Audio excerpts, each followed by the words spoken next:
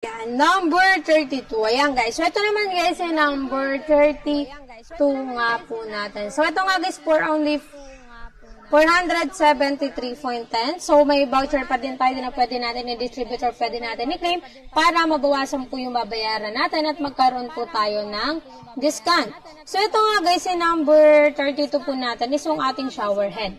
So, kung naghanap kayo ng shower head lang guys, ito yung marirecommend ko sa inyo kasi may variant color din po ito na black kung ayun ito. Alam niyo kung bakit? Ito, standard size po siya. Ibig sabihin, pwede siya sa lahat. And ito guys, may LED light na nga rin po yan kasi umiilaw po yan. Sensors, nakikita po natin yung number. And ito nga rin guys, yung kinaganda dito guys, no batteries needed na nga rin yan. So, paano ba siya iilaw, diba? Iilaw po siya guys, kunwari, need nyo kasi lagyan ng heater, diba?